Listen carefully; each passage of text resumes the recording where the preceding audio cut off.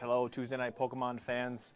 Welcome back to Tuesday Night Pokemon here at the Forge. We're back after a 2-week hiatus. We had some judging to do and then some family things to take care of. But I am once again joined by Tom. Tom, how are you doing tonight? I'm doing good, John. We are excited to be taking a look at what our players have brought for us tonight. We are playing with the new Twilight Masquerade cards, which just recently released over the weekend. They're not officially legal for tournament play, but this is not an official tournament. We're going to be committing some light crimes tonight, playing with Twilight Masquerade legal decks. Hopefully seeing some Dragapult, seeing some new Lugia. What are you excited to see, Tom? I am excited to see why Raging Bolt Teal Mask Ogerpon is a deck. Yeah. That is, I think, the single most surprising deck from Twilight Masquerade. I think it sort of popped up in Japan sort of right before our set came out, and then people started seeing it and thought, hey, that's kind of an interesting idea. And really quickly, it came to be one of the top decks in our online tournaments. But it looks like our game is getting started, so we will transition over to the table here to see. I think we're seeing a Dragapult EX deck on the bottom there. Very nice. And John, do you know who our two players are? Based on the mat, it looks like it's going to be Peyton with his Windows 98, and I think it's Alex at the top potentially. It might be Alex playing his Lost Giratina, which we've actually seen featured. Seen featured a couple times. I'm gonna take a second. I'm gonna go peek out the window of the Mile High studio here and see who it is. Sounds good. And it does look like we do have a Dragapult deck here on the bottom, so going to be able to see that brand new archetype from this Twilight Masquerade set. And Alex, if that is Alex. It's Alex. It is Alex. Alex normally rocking that Giratina V-Star deck, and it doesn't look like anything has changed for him tonight. Maybe there are a few new inclusions in the deck, but Dragapult, one of those decks that could have a good matchup into a more Lost Zone box-based deck because it can spread those damage counters around the board. However, Giratina V-Star does have that big V-Star power that can just knock out anything, so taking down a 320 HP Dragapult in one hit should be pretty strong for Giratina. So I'll be interested to see how this matchup plays out. I would tend to think that Giratina is a little bit favored here, but it probably depends on how quickly this Dragapult player gets going. And that's the name of the game with this new Dragapult deck. We don't exactly know what is the best way to play it. I saw Tord Reklev is holding a masterclass on it, so he will tell us what the best way to play it is. Thanks be to Tord, because now I know exactly the exact 60 cards I will be facing when I hit a Dragapult at any At least you know what to tech for. Yeah. So the Dragapult deck, though, is interesting. I actually played Alex last week with this Dragapult deck, and when it sets up the 200 damage, the Alakazam, Radiant Alakazam, able to move the 2 damage counters around, and then just the extra place 6 damage counters from Dragapult's Phantom Dive attack. I did 3 prizes. Yeah. So when it sets up, it's fantastic, but there's a big question mark if this deck can get those 2 fire, or the fire energy attachment and the psychic energy attachment to a Dragapult fully powered up. It looks like Peyton's going with the Pidgeot build in this one. And that would make me guess that he's probably playing that Neo Upper Energy as the A-Spec, so just a 1 energy attachment can get you the energy requirement to pull off that Dragapult EX's attack. But I didn't get a good look at Peyton's deck as he was looking through it to see if that was the A-Spec or if his A-Spec is prized. And the question there becomes, you've chosen the Neo Upper Energy, which limits you from taking the reset, the Unfair Stamp, or the Scoop Up Cyclone, which is really a way to heal the damage from this deck. Really powerful card. So the interesting choice of consistency of Neo Upper Energy versus some of those other devastating reset the board or reset the hand things. I do think the Scoop Up Cyclone seems very strong in these Dragapult decks. You're assuming that there's not a lot out there that can one-shot your Dragapults. And it's also just like a good defense against controlling archetypes, which I think are generally very good into Dragapult EX. You're probably building Dragapult, or initial lists have been built much like the Charizard EX decks with Pidgeots, with Rotoms, with Arvins, and that sort of thing. And so along with that, you're probably going to want to play those Turos to be able to scoop things out of play that Snorlax has gotten stuck in the active. So Scoop Up Cyclone, just another piece of that puzzle potentially. Great first start turn for Alex here. Saw 2 flower selectings, finds himself a Colress's Experiment off of Pokegear 3.0. So he's going to see 4 cards in the Lost Zone. Because he's going second, he could spit innocently and take out that Manaphy, which is going to open up later plays for the Radiant Greninja we already see on the bench. I was going to say, and it could be a really devastating, depending on what A-Spec Alex plays here. If he plays the Prime Catcher, he could even go after that lone Dreepy on the bench, which would set Peyton really far behind. And if he doesn't play the Prime Catcher, and does play the max belt, that's also going to play into the math of those Giratina V-Star attacks later in the game. I think when he was going through his deck earlier, I did see a Prime Catcher go by. So there's a lot of options right now for the Tina player, because like you said, Tom, if you don't get the Dreepy turned into a Dracloak, turned into a Dragapult EX, it's just this deck Yeah. ceases to function. So there's the question, what's the best way to play this? Now, do you think Peyton's playing the Mela in this as well, for the energy acceleration? I'm not sure. I would guess yes. I think it would really depend on what his A spec is. If it is that Neo Upper Energy, you could even see something like a Silene or a Roseanne to get that back over the Mela, because you can get the Neo Upper back and then just Dracloak into it, Okay. or Pidgeot for it, something like that. We do see a Dracloak top decked by Peyton, but we're going to see that Lumineon come down, and it is the Scoop Up Cyclone is actually the ace spec of choice in Peyton's Dragapult deck here. Selecting a Buddy Puff, and that means we're probably going to see Luminous Sign grab an Arven. No Neo Upper Energy, no Xatu, tells me that he's got to be playing the Mela in here. All right, Mela allowing you to, if your Pokemon's been knocked out, to attach a Fire Energy to your Pokemon and then draw up to 6 in your hand. That's sort of a limiting factor of when your Pokemon's been knocked out in this deck. Not the biggest deal because you're playing some of these single prizers. Sorry, he does have a Natu. So does. He does have some sort of energy acceleration. Is But this the even Tord build? Is this what we're going to see from the Tord build? A little bit of both? We'll see. We'll see. I wouldn't be surprised.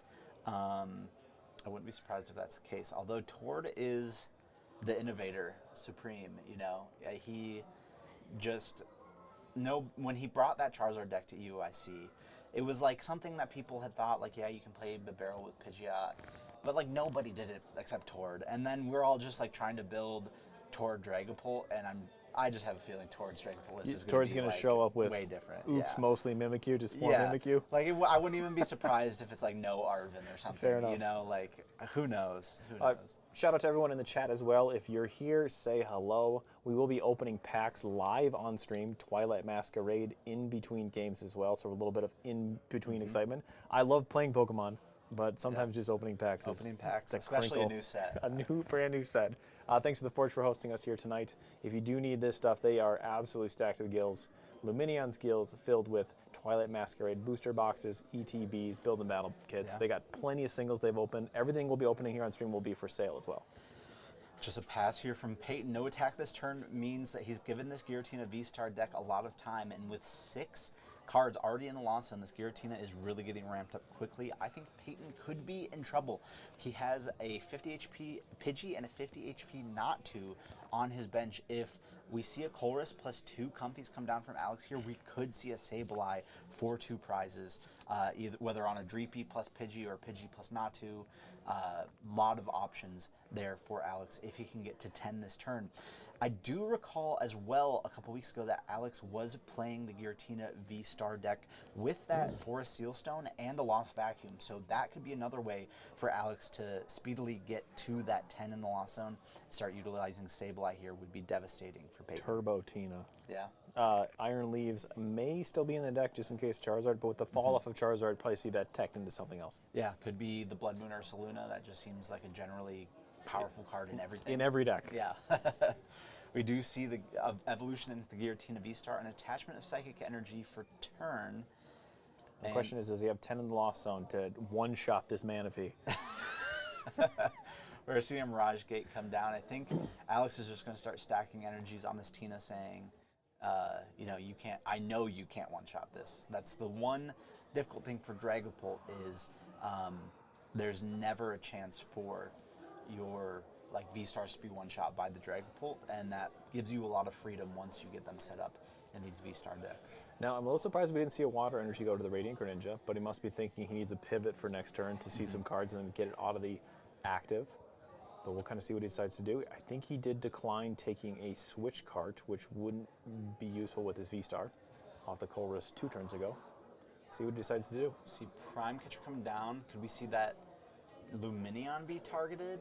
I think we do. Might as well go for that 2/2/2 prize trade. Why screw it up? Why when you not have see it some right cards there? first, too? Yeah, and then he's, like you said, he attached that Comfy with that Mirage Gate. So now he can retreat out of that Comfy. 9 in the Lost Zone, going to be 10, or going to be 11 in the Lost Zone after this Giratina V-Star attacks. Now, the question is, he's probably only playing 3 Giratina V-Stars. There are two in the Lost Zone. Yep, exactly.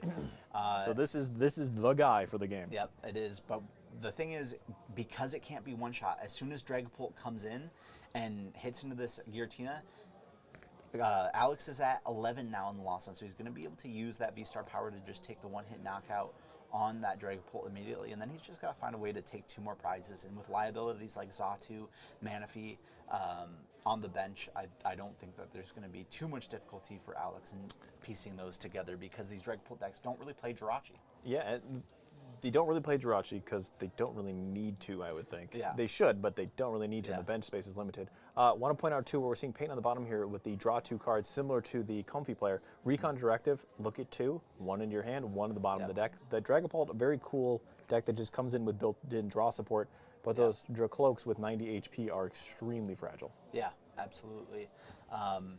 Very cool ability, though, reminiscent or exactly the same as Pidgeotto's Airmail from back in the day in the Sun and Moon era. That card actually turned into a very strong controlling archetype, just because you could turbo through your deck and find all the cards for different combos that you wanted to put together. Speak of the devil, too. Quick search, baby. Yeah, yeah. I mean, there's a lot, I think, that is yet to be discovered from this Dracloak card, whether or not you choose to play the Dragapult with it, I think. Now, Tom, you are staring down a Giratina V-Star in the active with more than 10 in the Lost Zone. You are Peyton. Let's roleplay. Let's game this out a little bit. What are you going to do? Do you sacrifice this one and make him take it out? Do you make him boss around it? Do you bring something else up to stall? What do you do? I think you just have to hit into it. Unfortunately, I don't remember if Peyton's playing the Radiant Alakazam. But if Peyton does play the Radiant Alakazam, he could turn it into an interesting turn at next turn, where he hits into this Giratina, then spreads some damage on the board, and then on the following turn bosses up something, moves damage with Radiant Greninja, and then KOs the Giratina V-Star with the spread 6 effect of the attack. You are pretty far behind, though, at this point as Peyton, so you've got to find some really creative ways of taking multiple prizes per turn and protecting your Dragapults in play before they can just get blown up by another Giratina. We were talking about this a week ago when I was working on my Dragapult. This Dragapult deck, even though when it seems like it's struggling, is actually doing quite well because you are doing 260 damage per turn and you can move stuff around. Yeah. But yeah, if you can get it on the bench, move 2 to it, and then attack again, that is dead on the bench, and then there's no follow-up attacker, it looks like, that can do any damage on Alex's side. So Alex got a great board state, up 2 prizes, about to go up 2 prizes again. But if he doesn't get another attacker on his bench with the Giratina V-Stars in the Lost Zone, it's going to be tricky. Nestball finding that Cramorant for Alex here. Maybe worried about a Radiant Alakazam, because if he benches a Sableye here, moving 2 from the Radiant Alakazam onto Sableye plus the 6 spread from another Dragapult would knock out that Sableye. So he doesn't want to preemptively bench a Sableye here, but safe to do so with the Cramorant. And the Sableye could take out Manaphy and Natu in one turn. Yeah. So I wouldn't even really hate to see if Alex had been able to get a Giratina V and a Sableye down here and do that Sableye play now and save your V-Star power for the last 2 prizes. Obviously, that would give Peyton some time to do some creative things with moving damage around. But it would also really put you quite far ahead. But we are going to see that V-Star power take the knockout on that Dragapult EX, and now Peyton is left with having to figure out a way how to not only power up another Dragapult, but find it, evolve it, and do some meaningful damage, take some meaningful KOs here, and disrupt Alex's board state. I'd like to point out, too, that Pidgeot can actually attack. And if he found the Mela, he would be able to, had he not attached there, be able to attack with Pidgeot EX. That's true. I do wonder if that Xatu is prized. I wonder if he's playing a 1-1. We did just see an attach for turn onto that Dracloak. I assume that he would have rather Xatu'd for it. We're seeing Palpad of Iono back into the deck. He does have the Mela in hand already, so we could see that Mela being used to power up this Dracloak. Super Odd going to bring back a Dragapult and a Dracloak, maybe an Energy. Yeah, it looks like a Psychic Energy here as well. So, Tom, you think the plan is right now you either get your opponent down to 2 cards and then hope that they don't have it the next turn with that 2-card gift from the Iono that we saw him? Or do you go for the attack now and hope he doesn't find the Sableye with a Giratina handful of cards? Yeah, I think Peyton's pretty lucky here that Alex didn't get another Giratina V down, which means he doesn't have a very powerful attacker aside from that Sableye potentially next turn. So we do see that Radiant Alakazam taken off of those cards drawn for Mela. So there's some interesting things that Peyton can do here. He can move damage off of the Giratina V-Star onto that Comfey, knock it out, take a prize, and then spread more damage again. There's a lot of cool things that Peyton can do here. The question just is, does Alex have Sableye Psychic Energy waiting in his hand? And if he does, there's just not much that Peyton can do here unless he was able to find the Xatu, which he's not able to because we're assuming at this point that it's got to be in the prize cards. Yeah, a lot of outs for Alex right now. If he has a Mirage Gate in hand, he can go with the energy he needs to distribute that. If he has the Sableye or a Nest Ball, he hasn't benched himself out of getting something. Gonna see some cards, though, for Peyton. I think Alex is in a good spot here, but the power of Dragapult is with moving the damage around and with one boss's orders and maybe an Iono, things can shift very quickly and you could take 3-3 pretty darn quickly. Peyton actually could save himself here, although I don't. He might be going for a different line of play. I was going to say Peyton could save himself here. He does have that Scoop Up Cyclone in deck. He could have Pidgeotted for the Scoop Up Cyclone and just grabbed that Natu and said, you can't win with Sableye now. Okay. That would have been an option. It looks like he went for a Counter Catcher, however, so now he can knock out the Cramorant plus the Giratina V-Star and say, all right, you have no attackers in play now. What are you going to do? Gonna move it over. Gonna take out the Cram. Gonna play 60 damage counters on the Giratina V-Star. Gonna take 3 prizes. And now the ball is in Alex's court because he can't Radiant Greninja. He's got to find an energy to... Iron Leaves could work. He's got here. Nest Ball, Mirage Gate in hand. The question is, where is Sableye? Is Sableye in the deck? Does he have Psychic Energies in the deck to be able to utilize Is Sableye? Sableye one of the prize cards? Could be the last. These decks generally only play one Sableye. It could be one of the last 2 prize cards there. That would definitely be unfortunate. That's why we check our prize cards, kid. That's why you keep notes, Tom. I mean, not much you can do about that when it's in your last 2 years, taking prizes, saying, please be Sableye, please be Sableye. And it does not look like Sableye is currently available. He's got another Nest Ball, however. Maybe he plays a Heavy Ball. Maybe he's thinning the deck, trying to find a Heavy Ball through a bunch of Comfeys plus a Colress. Otherwise, I think he's in a pretty tough spot. And like you said, this Dragapult can come really quickly from behind with that damage spread, taking these multi-prize turns. And if you just don't have a response to it, like it's looking like Alex might not, you can get behind really quickly in the game and just end up losing. I mean, Alex was up 6-2. 6-2. And we could just see Peyton come right back here. We do see a Roxanne, though. Roxanne may allow him to get into the cards that he needs if he's to play that right now. Peyton down to 3, so it is live. It's Peyton using the cool TCG or the TC Evolutions V-Star marker. Those are sweet. You see a Radiant Greninja drawing a couple cards. It looked like to me they might have been both energy. There's the Sableye. He needed the Super Rod. The Sableye was in hand, I think. I think he just needed the Super Rod to get the Psychic Energy back. Mirage Gate to the Sableye. Switch in hand, please. Switch in hand. All right, attach retreat in hand. Sableye, KO, Natu, Manaphy, and there it was. We were waiting with bated breath to see that Sableye, and it was hidden in the hand. Yeah, right.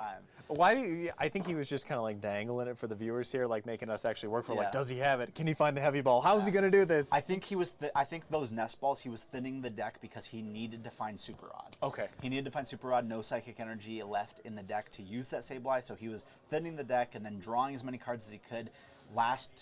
His last option was to Roxanne. Hope he hits like Mirage Gate plus Super Rod and a switch, but he hit it off of that Radiant Greninja. You know what we could do though? Yeah. It's a tradition here at the Forge that when you win, you get to be interviewed by one of us handsome casters here. Let's actually ask Alex here after the break what was going on at the end of the game there, because he won the game coming back from that was not going his way until that last turn there. So, yeah, stick around, viewers. We'll be right back. As I always say, you have time to get a snack. We'll be right back with the interview with the winner, Alex, and then we'll be opening packs live here on stream. Yeah, can't wait. Cool. Be right back. Stay tuned.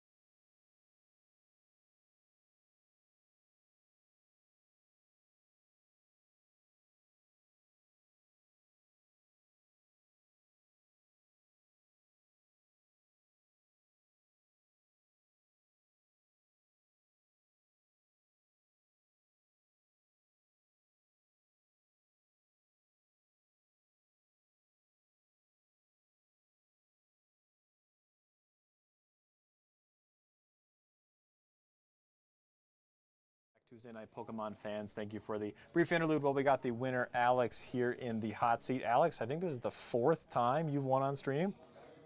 Third or fourth. Third, fourth time? He's being very modest. He's a great player. So towards the end of the game there, Tom and I were getting a little concerned. You were digging, you were looking, we were trying to figure out what you were trying to do. Explain to us what was going on. We saw a lot of Comfeys. What was going on there? Needed to thin out the deck. I needed a Super Rod to put my last Psychic back into my deck that I could pull out with the Mirage Gate and the Sableye that I had in hand. Perfect. We were concerned that Sableye was prized and you were having to find a heavy ball, but clearly you know what you're doing because at the last moment there it was just damage counters, damage counters. As soon as I got that was my one out for that. I'm trying to think.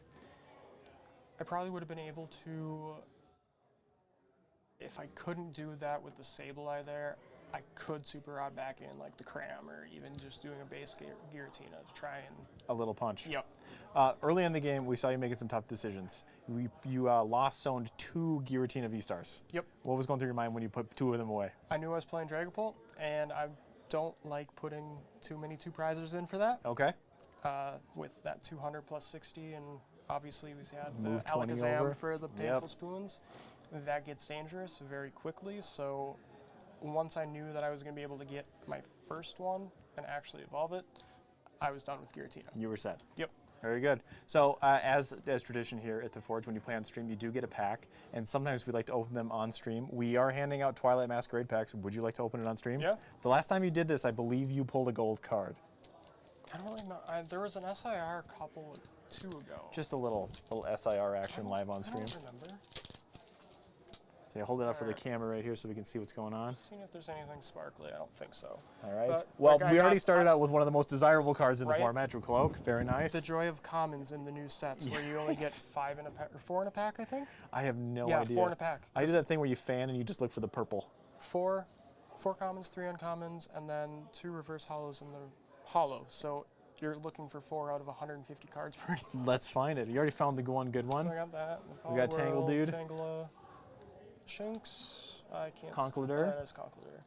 We got another Rev Room, which has been in every set, I believe. An Ogre Mask. Got a Thwacky. It's going to be great in the festival grounds. Timber and Arcanine. A Suian Arcanine who is attacking with Proud Fangs for free. So not the worst pack because you did get your cloak. I know the pull rates on those are obscenely low. Yeah, Alex, you got us here on stream. Anyone you want to say hi to or say thanks to? Well, my wife and kid are at home, but I doubt they're watching. So. Well, maybe hi they'll if watch they you are. on video on demand.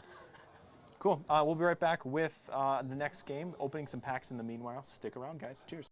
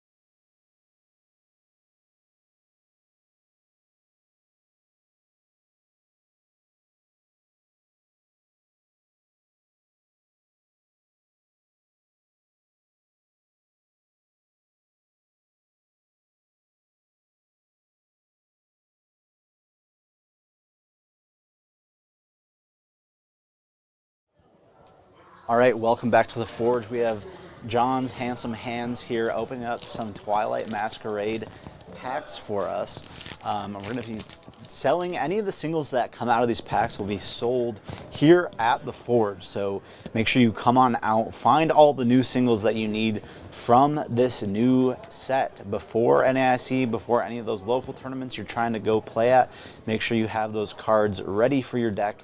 You can come on down to the Forge and buy a bunch of the newest and best cards from Twilight Masquerade here in our singles selection. Now, I didn't actually know Credant was in this set, but it is an awesome card. The holograph, or the holo is going to be the Infernimp with the Pyro Dance ability.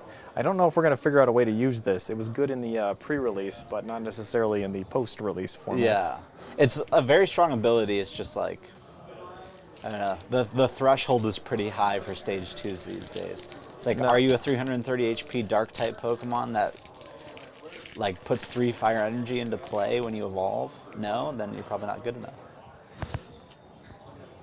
All right, digging into this pack here. Snorunt, which is going to be the base of, is it Frostlass? Yeah. The new Frostlass, pretty cool. Puts a damage counter between turns on all Pokemon in play with abilities except for Frostlass's ability. So that's pretty cool. Big Net might be useful in some restrictive retreat decks. My Spidops homie. Got a Kieran supporter card. Got a not as good as Spit Innocently Cramorant. There we go. We just Reverse opened up Holo another one of Drifloon. these on stream. Pretty sick. Set that one aside for one of your viewers. Got a Milotic and then a Walking Wake. I'm hearing rumblings that Walking Wake is being played in Ancient Box decks now. Not because of its attack, just because it has 1 retreat cost and it's an ancient Pokemon they can discard. All right, pardon me while I get rid of some of the energy cards and the code cards. Start with Swirlix, useful in the Festival Grounds deck.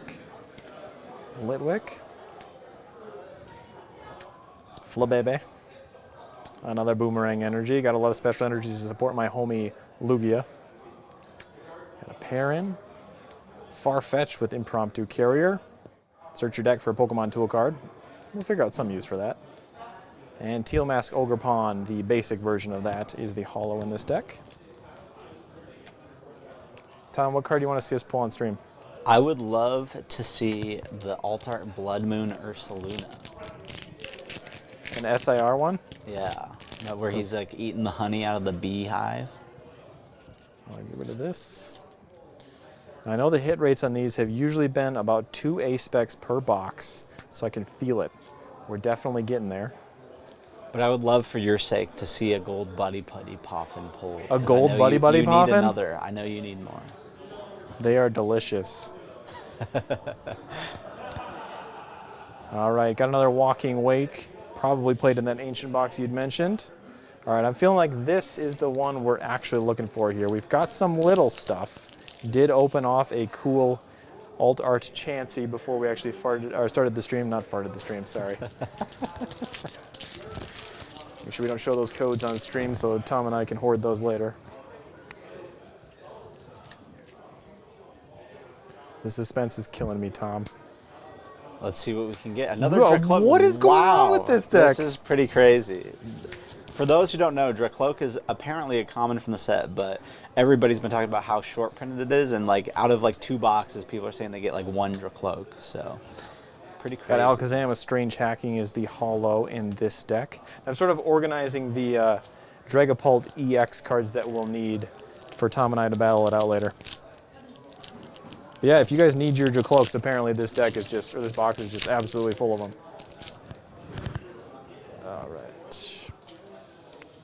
If you look at that Alakazam's attack that you just pulled, it Let me find it for you, Tom. I can point out how bad it is. So I believe the first attack is your opponent's active Pokemon is now confused, and you can move any number of damage counters from your opponent's Pokemon to their other Pokemon in any way you like. Back in the day, so that's on a stage 2. Back in the day, that attack, with minus the confusion, was on a basic. Well, confusion is so good in this format. That's true. For all of our Palafin friends trying to get that 0 to hero back into the active. The Abra is very cool. The teleport ability, very strong. Hassel, kind of a jerk in the video games. He's an artist. He's just got a lot of emotions. All right, Hisuian Arcanine, the second one we've seen on stream. Now, Tom, I'm feeling we're in a little bit of a drought. And what always happens after a drought is absolutely getting destroyed with a gold card or an A-spec. Isn't that how it goes? I think that is how it goes. I think there's definitely, you're about to pull an unfair stamp plus a gold Buddy Buddy Poffin. That's what I'm calling here. Hold on 1 second. Thanks for your patience, viewers. I don't do this as a career. This is just a hobby. That's But what you I tell could do it myself. as a career, I think. Appreciate that, Tom. Appreciate the confidence in my pulling abilities. All right, let's get rid of this. All right, Graffarig, the giraffe homie. Snack Seek, I don't know what it's going to be useful for. I just like it. Just look at the top. You may discard. Got a Carmine, all very you good. Lugia homies out there. Heracross, Diplin with this syrupy body, and Heatran. So the drought continues, which means this pack or this booster box must be saving up something real Yeah, I nice was for gonna us. say, gonna be very I'm good. thinking in this is the future. ticket. Carmine is such a cool supporter. There's got to be another deck besides Lugia at some point that wants to play 4 of those. Turn 1, discard and draw 5 is fantastic. So, oh, all right, let me get rid of that. All right, this is the one. I can feel it. We got our Easter Island friend, Nosepass, Sea King, Sunkern. Got another one for you Palafin believers, Abra, Leafeon, Swanna, Glamora for all you Poison fans, Ducklet Reverse Hollow. Second Reverse Hollow is going to be a Sandygast. Oh, we've got something interesting I going think on that here. is a full art Kieran. Switch your active Pokemon with one you're benched, or your Pokemon do 30 more damage to your opponent's active EX or Pokemon V. So there you go. If you need yourself a full art Kieran, we've got it here at the Forge. That is a I very think cool we've got time card. for a couple more packs before we'll be back to featuring the players. I'm trying to open that Blood Moon for you as hard as I can, Tom. I believe in you. All right, so one thing I actually really like to do with these before I've been opening these Twilight Masquerades and these Temporal Forces is do the spread and check for purple first. We just saw some And purple. sometimes you just get to see a little bit of purple. So let's see what that is. Got a Sunkern, another Abra, Skarmory,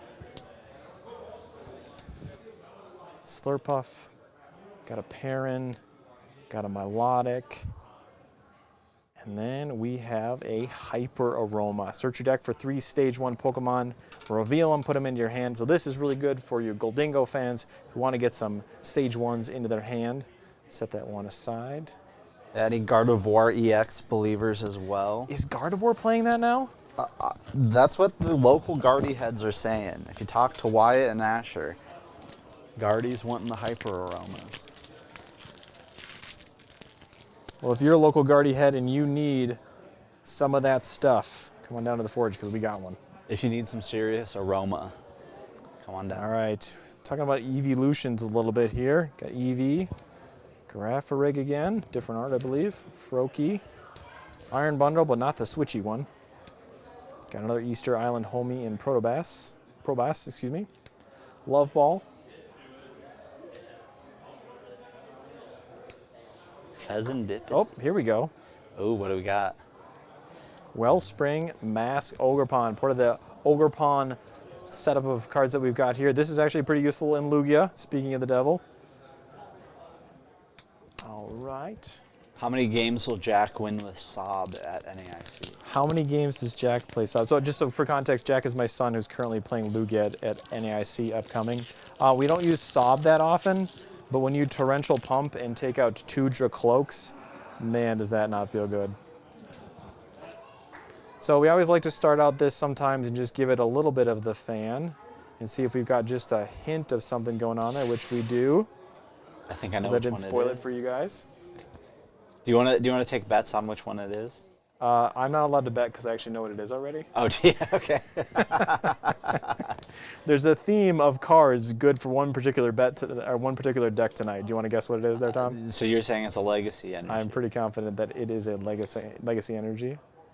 Like, we just take a minute and talk about how good Darmanitan is, how great of a card that actually is. Rolling tackles, 60 damage. I mean, wow, that just You're must be just something else. baiting us right now. You just show the ace spec. There it is. And there is the legacy energy. That's a beautiful card. I don't know how they got that kind of gold holographic effect, but it just looks fantastic in person. Yeah, the ace specs look very nice. Legacy energy specifically looks very cool. A Poliwrath, and then a Sinistra as well, and move some of this stuff aside. I think we've got time for a couple more packs here, getting a thumbs up from our tech guy, Andrew. Andrew, as always, thanks for being here.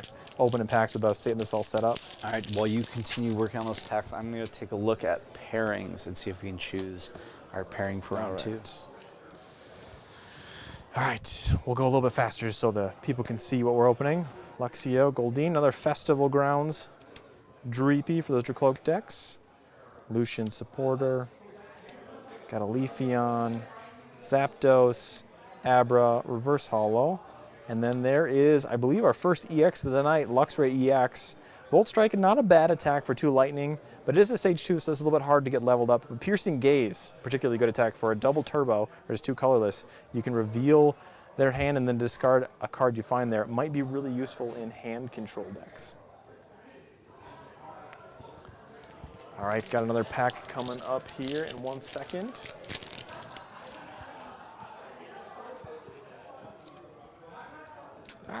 Forgive me, viewers, I'm dropping cards a little bit over here.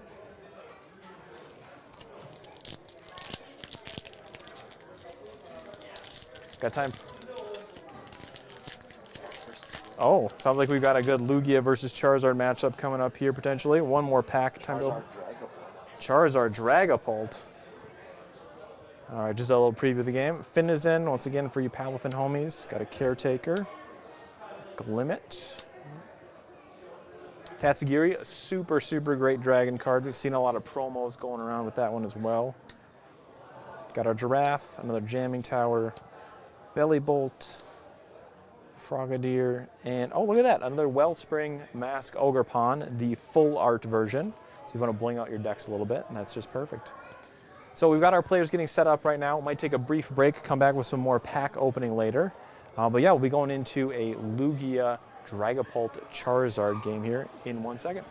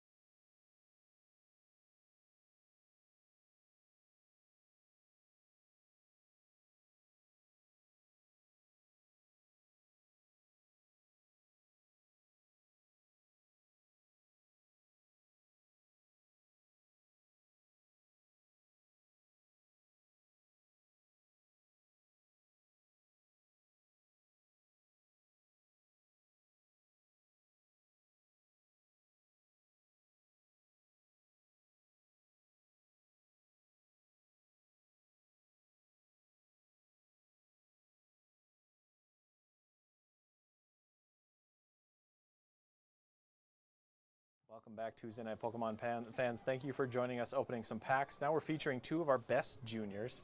One of them I'm a little partial to because he's mine. The bottom there is Jack. The top is William. Jack going to be on the new flavor of Lugia. He's not playing the Wellspring Ogerpon, but he is playing Iron Hands and those Chinchinos with the new Legacy Energy. And William at the top playing an interesting deck that's seen some success in Japan, which is Charizard Dragapult, another take on getting that energy attachment. Yeah, I think the idea that Charizard in Dragapult, not only can the Charizard's Infernal Rain ability help power up your Dragapult so they can attack, but later in the game you just have something in that Charizard EX that can take big one-hit KOs. That's one of the strongest things about Charizard is later on in the game, it's just inevitable that Charizard EX can KO anything, whereas Dragapult struggles with taking big knockouts because it's limited at 200 damage. So an interesting idea. The question is, does the deck work Does as it work? well as you'd want Does it it to? function? Yeah. Charizard known for setting up most of the time, but sometimes when it doesn't set up, it's like I wrote him instant charge for 3. Yep. Exactly. I'm kind of curious as why there's a Carmine on the board. Might be a V-Star marker. That is, I believe that's Will's V-Star marker. I love it. All right, do see a Luminion, Boss's Orders, Capturing Aroma in Jack's hand. I will say Lugia, a little bit of a slot machine, but drawing a lot of supporters, so you can see lots of cards. He does have Luminion, so he can get that Carmine, which is playable on the first turn. One thing that makes the Lugia matchup so difficult for Dragapult is even if you go first as Lugia and don't get the turn 2 Archeops, you have a free turn of reading the wind to like try to get more Archeops in the discard pile because they can't hit 220. They just can't. Yeah, they can move it over later, but if you then promote it and put it on the bench, now they have to do the 200 and then place 60 damage counters on it. We see a Capturing Aroma here. Tails, Jack gonna go find that Minccino. Obviously, Chinchino, very strong attacker into these matchups. Going to be able to take very large one-hit knockouts on these 320, 330 HP Stage 2 EXs. And Alex, thanks for joining us in the chat. Yo, can we show a code? We actually don't show the codes on purpose so that people don't snipe them and the store can use them. So Yes, we would like to show you the codes as a thank you, but we unfortunately can't. You can come by the cards though, and I bet you they throw in the code cards. Yeah, that's true. All right, gonna see Capturing Aroma again coming down. Jack right now probably wanting to get a head so we can get an Archeops. Did see a head, so gonna get that Archeops. So right now Jack's goal is to get 2 Archeops in the discard pile and then set himself up for success with the Lugia V-Star and a Summoning Star next turn. So as long as you get the Lugia down and you have some way to get some Archeops in the discard pile, you are off to the races because this Dracolic Charizard deck is just straight up not attacking next turn. Yep. So looks like a hand, boss's orders. I see some energies in that hand. Always going to have some energies in your hand as a Lugia player. Luminia, I'm going to go find, I imagine, Carmine here. Carmine, a brand new supporter from the set that says you may use this supporter even if it is your first turn going first, which you normally can't use a supporter card on the first turn going first, but you just discard your hand, draw 5. Super strong card for these Lugia decks. You're going to be able to get Archeops into the discard pile much quicker, draw through your deck, find the next Archeops that you need to discard. The question is, I don't know how many Archeops Jack has in hand. I couldn't tell if he already had one and then he aromaed for one, or if he was able, or if, you know, he's going to be searching for another. But Carmine going to discard, I believe, a Boss, a Serena, at least one Archeops, and then Maybe one energy was in there. Gonna see 1 Chops. Gonna see 5 new cards though. We found an Ultra Ball if you can find an Iono Archeops. is in there. So we do have a Capturing Aroma. So if we Capturing Aroma for a heads, because of that Ultra Ball, we will have everything we need. As unfortunately a Tails, Jack gonna have to go get a basic. That's all right. You really don't mind having another Minccino here. I mean, you know you have a lot of time in this matchup, and getting 2 Cinchinos out just means you're probably winning this matchup. You're doing great. Also with the new Legacy Energy, which we saw opened on stream, which is kind of fun, it is a Rainbow Energy. Yep. So now Luminion can attack again. Luminion can Aqua Loop. You can use Iron Hands, but people keep talking about Legacy Energy for its Rainbow effect, and I honestly believe You are right. there's a chance that Lugia would play that card even if it was a colorless energy, because of the secondary effect, which means your opponent takes 1 less prize card when they knock something out with Legacy Energy attached. That makes your Lugia a 1 prizer. It makes your Cinchinos doing 350 damage, and your opponent KOs it, and they 0 don't take a prizer. prize. It's crazy. It is a little frustrating. Gonna see a Lance gonna go get some Dragon Pokemans. Pretty common question. Do we have a Carmine in hand for next turn? We do. So we could Ultra Ball for a Lugia V-Star and then Carmine to see a bunch of new I cards. believe he has the Blood Moon, Ursaluna, and a Research as well. It's an expensive turn. Yeah, the nice thing is the Blood Moon doesn't do too much into this matchup. It's something you'd like to save for later in the game if you need it, but it's not necessary. Right now he's saying, Dad, why did we cut the Wellspring Overblood? All right, moving to William's side of the board though, he's got his Dreepy set up. Did see Lance kind of filling his board out a little bit. Going to use Instant Charge to see 3 more cards as well, which is exactly what this deck wants. Just see a bunch of cards, get your setup going. Has 2 Dracokes, it looks like, for the next turn. Maybe a rare candy if he gets a little bit lucky off the Instant Charge. And get Instant Charge for 3. All right, we see a draw for turn from Jack. Trying to get a peek at what's in that hand. But It I might think be another Luminion. I do believe it's another Luminion. We do play 2. So we know he has the Ultra Ball. Ultra Ball can find Archeops. You mentioned you saw at least a Carmine. I thought I saw a Professor's Research. So Ultra Ball could find that second Archeops, and then we could see a Professor's Research to discard that Archeops, and hopefully off those 7 cards find a way to get a Lugia V-Star. All right, haven't seen any Cinchinos either, so it's likely we're going to stumble into one of those if they're not all prized. I believe playing 3 of them. So this is turn 2 Summoning Star, most likely. The goal of any Lugia player, turn 2 Summoning Star, unlimited energy with that Primal Turbo from your deck. Or I should say, you can get up to 4 to 1 Pokemon. And we're going to see Professor's Research, I believe, discarding that Ursaluna as well as that Archeops. And the question here is, can Jack find a Lugia V-Star? I think he may have whiffed, but again, like we said, you have so much time in this matchup because they can't one-shot your Lugia. A Read the Wind here isn't ideal, but Jack is still in a very good position with 2 Minchinos out and plenty of time to get going. And I believe he got an Ultra Ball off that Read the Wind. All right, so does whiff the turn 2 Summoning Star. Going to give William a little bit of time here to promote to Jacloaks. Recon Directive can allow him to see Three 6 cards. Dracloaks just in Wow. hand. Wild. Now you could use Luminion to attack at this point. Yeah, I mean, you could. We're going to see that Charmander come out, so that's something that Jack's going to want to take note of, that Charizard is going to be coming into this game later in the game, and he's going to have to be mindful of that.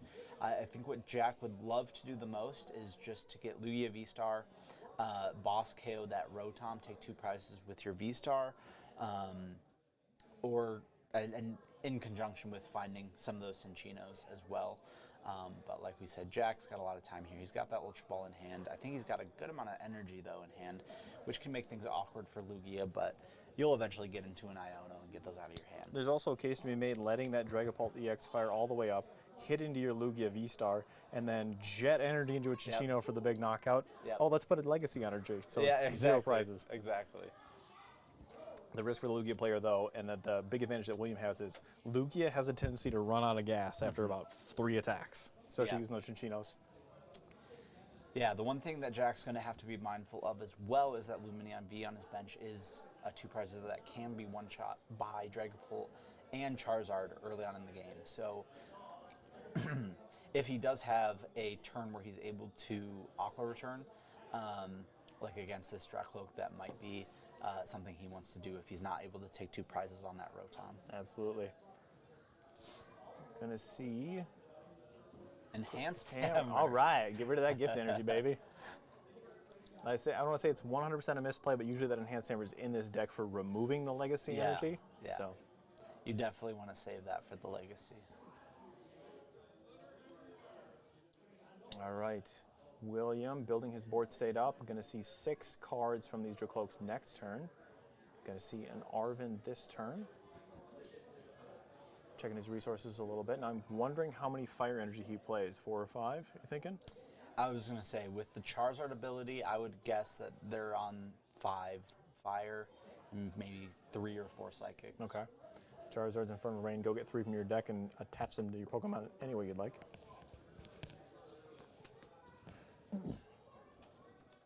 Now 2 juniors, pros in the regional circuit. Yeah. See how this goes. I like this new Dracloak, or excuse me, Dragapult Charizard deck. It's just kind of built. Once it gets set up, it's like Yeah. all of my dudes are too big. Yeah, they all have 320, 330 HP. need a bigger map. And guess what? Knock me out. My Charizard will knock you out. Yeah, right. And what are you going to do? Well, the mouse is like, I got you, bro. The mouse, yeah, the mouse is very helpful for Lugia. But there's not a lot of other decks that are focused on one-shotting a Charizard EX these days. Dragapult kind of hating Charizard out of this format very early on. And so there's a lot of decks that in the past would be running something like the Iron Leaves to try to one-shot those Charizard EXs are starting to cut those cards because Charizard isn't really the prime target anymore in this format. All right. All right, Jack having to be a little bit careful with his energy resources. Let's see what he opts to grab with, or get rid of for this Ultra Ball. Probably going to see an Archeops and another Ultra Ball. Very nice. Going to be able to find that Lugia. And we'll see what else he has in that hand. He would love to probably Iono those energies away or have a boss to KO that Rotom V. We did see a Serena and a boss early on discarded from that Carmine, so might be running low on gusting resources, but still in a very good position. Lugia not really teched for anything other than setting up as fast as Yeah, it can. exactly. So Exactly. it can be a little expensive to do that, but with those Primal Turbos on his bench, you're going to see if Jack does have a way to get a gust effect on the Luminion. Going to see that first Primal Turbo from the Archeops. Going to be able to search the deck for 2 special energy and attach them to one of his Pokemon. Which is an absolutely crazy ability. It's so broken, especially in the format in which it came out. Yeah. It was powerful colorless energy. You had quick ball. You had capturing energy, which was a consistency Yeah. energy for some reason. You had Dunsparce, so you had no weakness to Yep. the lightning homies. Wild. Pumpkaboo for discarding stadiums. Path to the Peak was a problem back then. I don't. Oh, probably playing around the Temple of Sinnoh is my thought.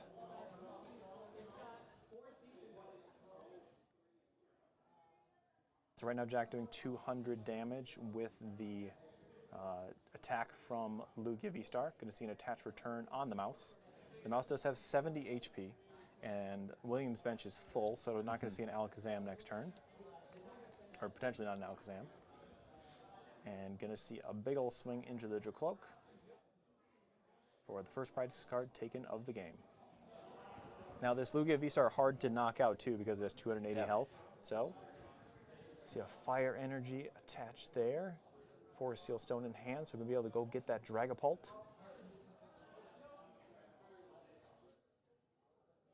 Ultra Ball away, a Manaphy and a Buddy Buddy Poffin. Manaphy useful in this if you see the Wellspring Ogerpon, otherwise just protecting from Radiant Greninjas and other matchups.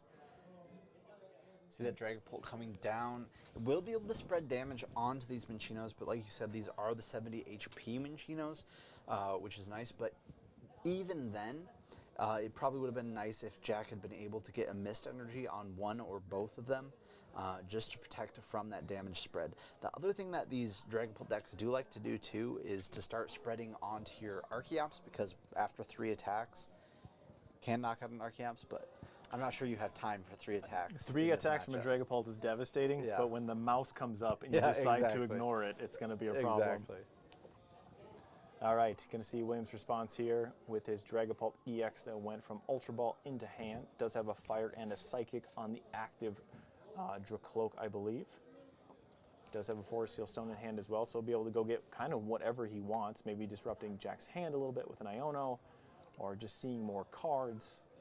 Does have a Neo Upper Energy, like you had mentioned previously, super useful for those Stage 2 Pokemon. Powers up both Charizard and Dragapult. Perfect. Pretty cool. What if we just run a Charizard EX in Lugia and play the Neo Upper Energy? If you're going to be crazy, just play Lugia Mill. It's the same base set, and you can put any attackers. Just play Wugtrio, because that's the mouse, and then play Whiscash. That's the finisher. There you go. One of the highlights of my time playing TCG was playing Whiscash Mill to a Lugia Mill on the stream to a win. It was on August 29th. Viewers, you should go back and check it out. It was a clinic. All right, William, let's see you powering up that Dragapult. Developing his board a little bit. William, an awesome player, does really well at the regionals he goes to. Maxed out on his local points. Does have a Fire Energy in hand and a Rare Candy if he has to go to another Dreepy, or can power up into a Charizard next turn if you can find it. Forest Seal Stone. I think we're actually going to see the Charizard right now. That Carmine was the V-Star marker. Going to get a Charizard, which wasn't something I was expecting out of this deck, but I know it is successful. Is he playing a 1/1 of Charizard? I think it's normally like a 2/2. I think it's like a 3/3/2 Dragapult and then like a 2/1/2 Charizard or something like that is some of the lists that I've seen. Oh, opting to get a Boss's Orders instead. So maybe targeting down one of those Archeops, given that energies weren't accelerated to that Minchino.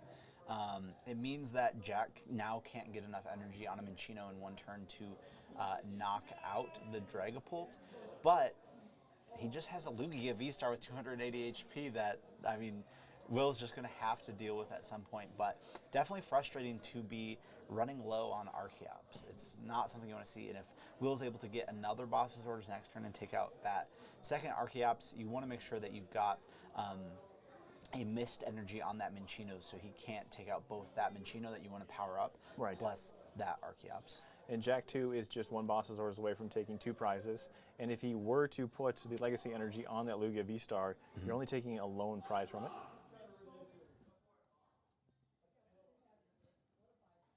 That's some unhappiness out here, someplace in the Forge. Warhammer, I think, is going on with painting. Very aggressive very painting. Aggressive. Although you never know, maybe somebody just got they're on like turn 6 playing Lugia and they didn't get their Archeops yet. It does happen sometimes. We do see that Chinchino come down here from Jack and a Mist Energy on it now, protecting it from that Dragapult EX's damage spread. I will say a little bit of danger right now. The warnings are flashing. We are going through our energy pretty quickly here. It does only play 16. You do need 5 on a Chinchino to one-shot these Dragapults, but there is an alternate prize strategy that you could go for as well. With the Rotom on the board and then taking out some of the Dracloaks. You could take a Dracloak out with the Legacy Energy on an Iron Hands, but Jack opting to put it on the Minchino, or excuse me, the Chinchino to protect it right now. Yeah, and that makes a lot of sense. So that Cinccino now has 4 energies on it. That means an attachment for turn on the following turn is going to be enough to take a one-hit KO on one of these big EX Pokemon. Plus, with that Legacy energy on there, it means if Will decides to boss up that Cinccino just to take it out of play, it doesn't really do anything for him because it doesn't give him There's more no prizes. It does make the resource trade a little bit in William's favor, but with the missed energy, you can't place damage counters on it to take it out. So we'll see what is happening. This is the sportsmanship. I like. Oh, here are my dice. You may borrow my dice. 200 damage going on that Dragapult EX, and we'll see how William decides to respond. Gonna draw for turn. I could have sworn I just saw Battle VIP passes in William's hand. Thank God that card is gone. I kind of miss it a little bit now. We hated on it a lot, but it was kind of fun when you get that turn one. I just love Buddy Buddy Pong. It is a great card. It's fun. It's a lot In a of light way. It's not like a life or death. You win. Yeah, or lose. exactly. You don't see it turn 2 and just like hate your life. Yeah, right. Like he got 2 VIP passes and he's playing Mew. Scoop. We do see that Charizard EX coming into play here. Now on Will's side of the board. Charizard EX only doing 210 damage right now, as Jack is only taking 1 prize card. But that Charizard EX going to make it easier for Will to start bossing around this Lugia, knowing that at some point his Charizard can just one-shot that Lugia. All right. See, William gonna get rid of an Ultra Ball with the Earthen Vessel. Gonna go search his deck for 2 energy cards. Now the prize trade, Jack is currently on odd prizes, which this might be kind of a long, grindy game for William, but if the energy trade for in Jack's thing said it goes against him a little bit, like he runs out of energy in the late game, that could be challenging. That being said, there is 1 card in Jack's deck, the SIR Blood Moon, which he may have actually discarded. Yeah. That is the late game finisher in this, because if your opponent has taken 5 prize cards, you hit 2 of 40 for free. For free, which is just so crazy. You can also attach a Legacy energy to it, making it only give up 1 prize card as well. It's just there's so many cool things that you can do with Lugia as soon as you get set up. You do get in these awkward positions where you're forced to discard that Blood Moon or Saluna early game, something like that. That is why I do like having the Roseanne's backup in Lugia. It gives you back that Legacy energy so you can reuse Iron Hands.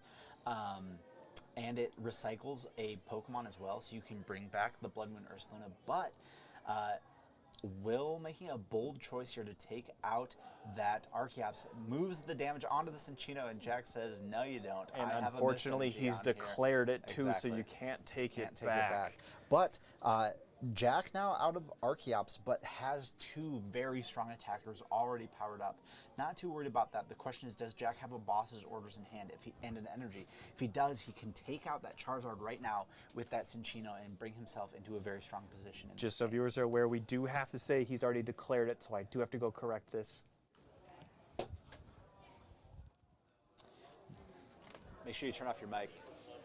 So John just going to go do a little judge call here because Will declared the damage onto the Cinccino with the Mist Energy. You can't take that back. It just prevents the damage from being placed, essentially. That is a good ruling for these younger players to know when they go to regionals. Their opponent might ask them to be able to take that play back, but they cannot. The take answer is that always play back. no. Yeah. Mist Energy, released last set in Temporal Forces, kind of like the ace in the hole when you're playing a Blissey deck. Absolutely. So Jack taking 2 prizes on that Dragapult EX here. This Charizard EX now doing 270 damage on this Lugia V-Star, so not quite enough to knock it out. And with that Mist Energy on the Lugia, Will wouldn't have even been able to spread the damage onto it to fix that math if he'd been able to. All right, so Jack down to 3 prizes, 180 base damage, plus 90 is going to be 270 on the Charizard EX. They are not tied on prizes, so a Defiance band on the Charizard would take out this Lugia, or a Vitality band.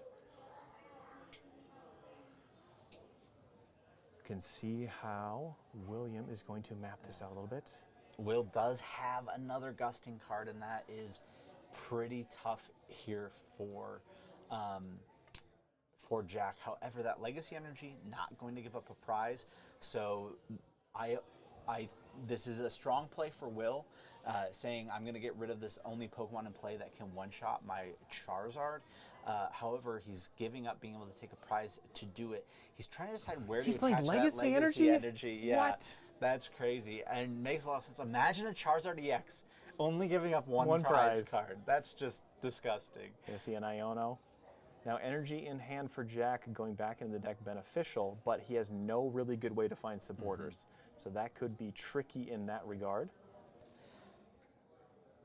Does not have a gift energy on that Cinccino, so not going to be drawing cards after this knockout.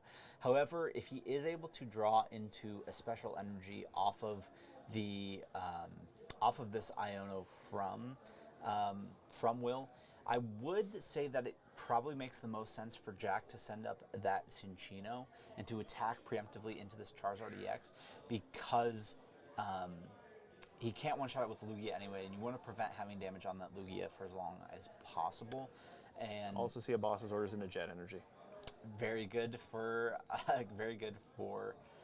Jack here. The boss's orders. The problem is he needs like 2 boss's orders. He does. Boss's orders could bring up that Rotom and KO with Lugia, and then jet energy onto the Cinccino plus another boss to take 1 prize. He is a little bit lucky that Will chose to put that Legacy energy on the Charmander. I think if Will had put that Legacy energy on like the Charizard or the Rotom, that would make things very awkward for I Jack. think on the Rotom was the key here because right now Jack can go take Lugia, take out the Rotom, and then because there's no damage on the Charizard, hopefully find another Gust to take out one last prize. I think he just put down a single prizer, so that might be the last that Jack needs with the special roll from Cinccino. And no gift energy on that Cinccino, just checking there. Does not take a prize. Take it. Oh. Don't. You got this one? Yeah. All right, just a minor note here. There is a Legacy energy on the Cinccino, which means unfortunately you don't get to take a prize card the first time it is used in the game. So unfortunately we've seen a little extra prize card. This is why we play locals. This is why we like playing here at the Forge, a really friendly game, learning new decks. William, an awesome player, but sometimes you just don't quite see the Legacy energy until it's too late.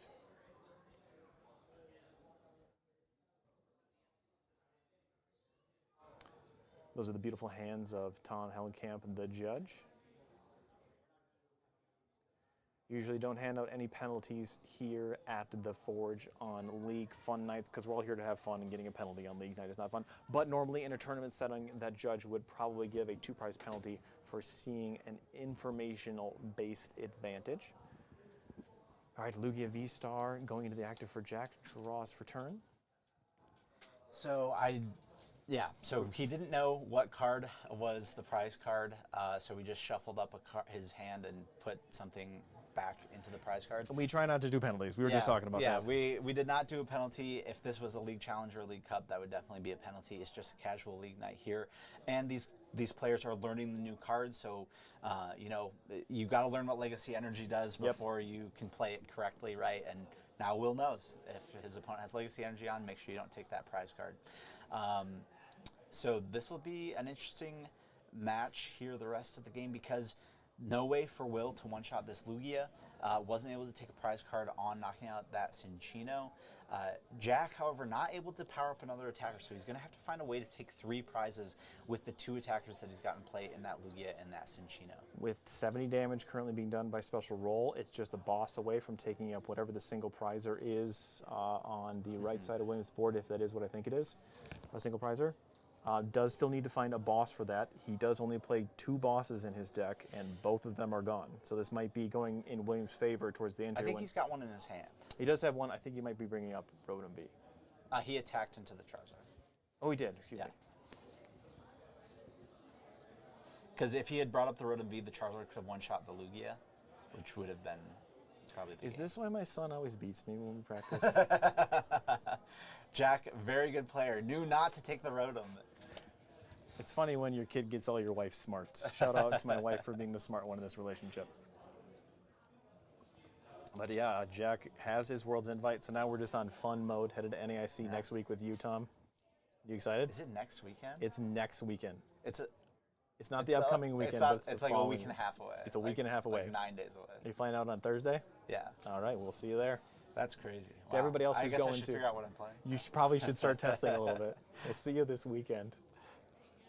All right, see a Professor's Research and a Boss's Orders in hand for Jack.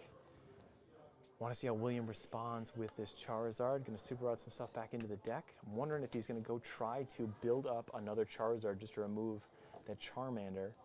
Or get another Dragapult EX.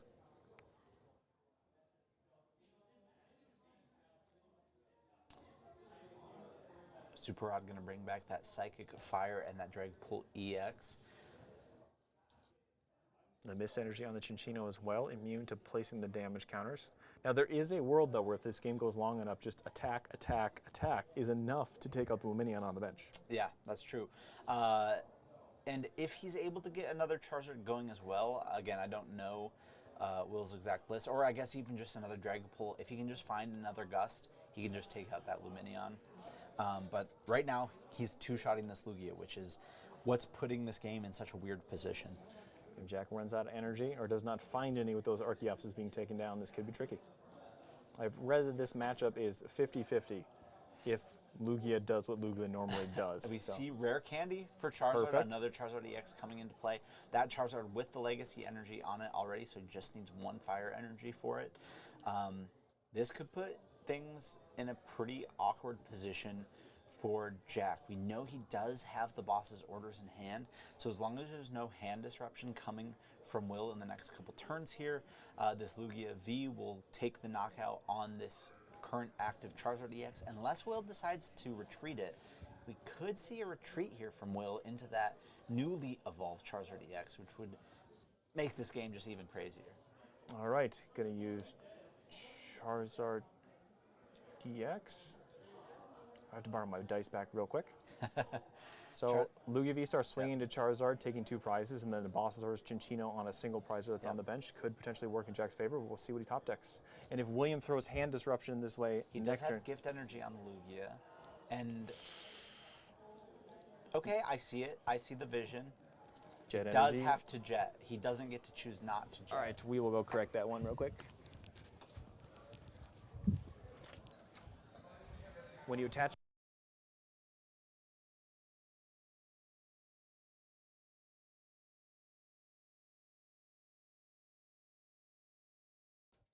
love watching juniors play new decks. Yes, but that works out. This Cinccino will still take the knockout here, and saves that 2 prizer on Jack's bench as well from being knocked out. And Lugia is the more powerful attacker right now. So if those single prize Pokemon on Will's side of the board do end up getting evolved into things that Cinccino wouldn't be able to knock out. Do we see a boss's orders? What is happening? What just happened? I'm just gonna go check. I think we saw an attach a retreat, actually, is what that was from a Cinccino. No clarification here. Because if Jack had taken the knockout with the Cinccino, he was in an awesome place to attack. It was an attached retreat, maybe a pretty decent misplay there from Jack, because if Jack does not find an energy next turn, he will not win this game, I believe.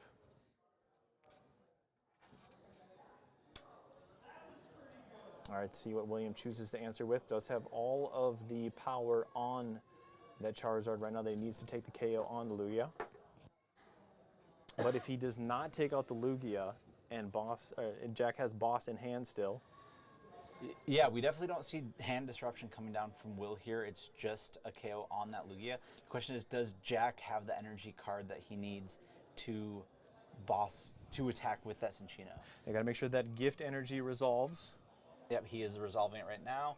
Draws into gift energy, has boss's orders in hand, attached to the gift energy, boss's orders on the Dracloak, 140 damage coming out for that Cinccino. Just try to decide which one to boss up. And that is the last prize card that Jack needs to take. So very well played by both players. I'm going to say pretty well played by both players. I'm going to say very well played. New These cards. are brand new cards, brand new decks that both these players are learning.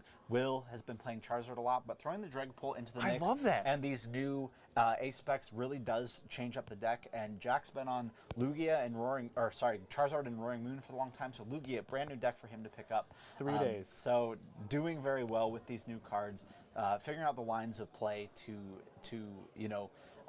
see what they need to do against these different matchups. So very cool Yeah. to watch them do what they're doing, and excited to see how Jack does at NAIC. Just a commentary on the Charizard Dragapult deck. It worked better than I thought it would because the Dracloaks, you're seeing 4 extra cards per turn, so it's like, it's your Barrel. Yeah. Now, when you evolve it, you sort of run out of that. I think a Pidgeot in that, granted it's a deck built on rare candies, Yeah, so yeah.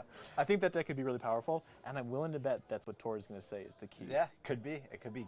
Tord does love a thin line of Charizard. He does. He's like, who needs a 4/3 Charizard? I'll just throw like a 1/1. A 1/1 Charizard. with my Rapid Strike Urshifu VMAX. Complete one-off yeah, deck. Yeah. So excited to see what Do you they mind bring if up. I interview my son? I would love to have. All you right, do we'll that. be right back with an interview with my son. Stick around, guys.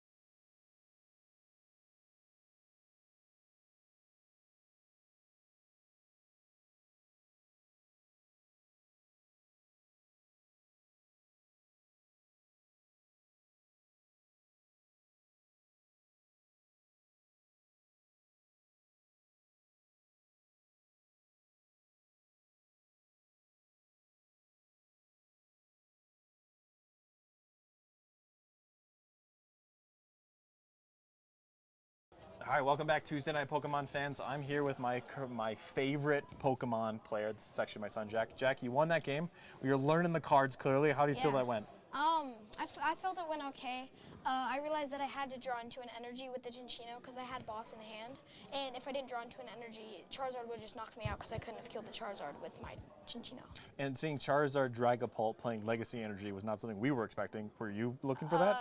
I was not. I didn't know it existed, but it's good because the Infernal Rain can help get more fire energy on the Dragapult and it's not just It the makes Charizard. sense. And William's an awesome player. We've always played against him and practiced against him for the regionals. So, yeah, you got us on stream. Your dad's here. Is there anyone you want to say thanks to for taking you to all these Pokemon events? And it's the key. The answer is your mom. I was gonna say that. Mom, I love you so much. You're the best mom I've ever had. Okay, Mom? Fantastic. I love you. Thank All right, you. stick around, guys. We are going right into the next round here because this one went a little bit long. Yeah. Stick around. We'll be right back. Thanks, bud. Bye, Pokemon fans.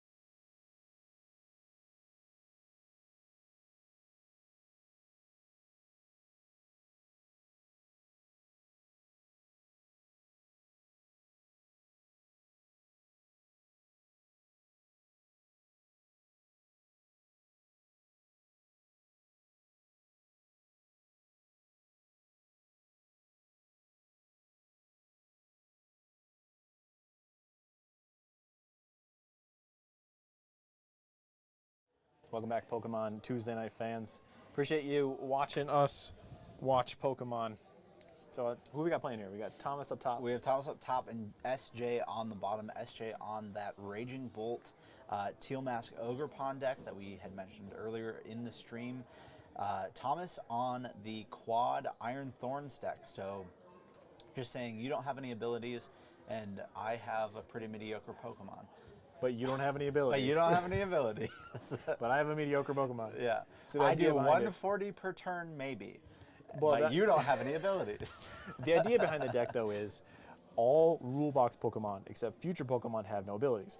So if you go up against Lugia, they cannot They summon just Star. can't do anything. Yeah. So we were just talking about that's manual attachment. The thing is, Raging Bolt, which was known as Raging Bulk for a while there, Yeah. now maybe BDIF, doesn't have an ability.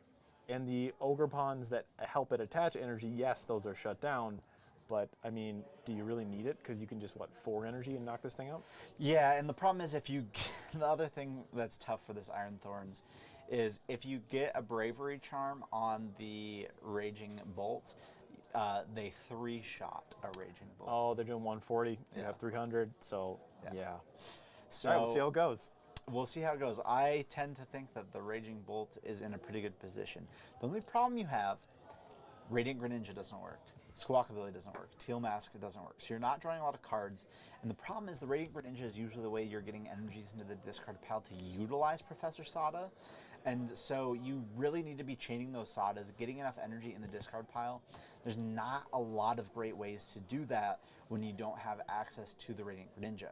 We're going to see this Turbo Energize from the Iron Thorns to get it powered up and start attacking already here. So a pretty good turn 1 actually here from Thomas on the Iron Thorns side of things. It cannot attach it to itself though. It has to attach to one of the benched This is the first time I've seen someone actually play that card. Yeah. Turbo Energize. The other thing that SJ is going to have to watch out for is those pesky Crushing Hammers. Oh, indeed. Enhanced hammers are cool, but crushing hammers are what all the cool kids play. Exactly. Getting rid of that damage, every energy that you discard from Raging Bolt does 70 extra damage, but you gotta have the energy Yeah. attached to your Pokemon first. Exactly. We're going to see an Iono here from SJ. Another interesting thing here is the Raging Bolt does have that first attack that just discards your hand to draw 6. So if he finds like a bunch of energy here and no Sada, he can just discard his hand and like draw into a Sada. And then he's going to be fine. So Sandy I Shock's don't mean to doing be. nothing. I really don't mean to be negative. I just like don't see how this is good for Iron Thorns, because at some point Raging Bolt's just going to start one-shotting all your dudes. All your homies. Yeah. Bye. And we're going to see energies getting into the discard pile now, so Sadas are going to start happening. We're going to see that discard attack from the Raging Bolt, most likely. So he's going to be able to draw into a Professor Sadas off of that as well. Professor Sada is really the only draw Yeah. support that he's got on this, but it is attached to one of your ancient in 2 ways, and then draw 3. Yeah. So if you can chain those, you're seeing 3 cards, 3 cards, 3 cards on top of your normal Yep, exactly. draw for turn. But the Raging Bolt does require a fighting and a lightning. So that grass energy, while fun, doesn't really do very much for that Raging Bolt. And we see that discard draw 6 for SJ, and now we'll see what Grabber. Thomas is able to do. Grabber going to be able to grab that. Squawky, please. Okay, very good hand for SJ. 2 Sadas in the hand, and that's all you need to do in this deck is just chain Sada after Sada after Sada. And at some point, the Iron Thorns just can't overcome that. All right, let's see how Thomas decides to respond.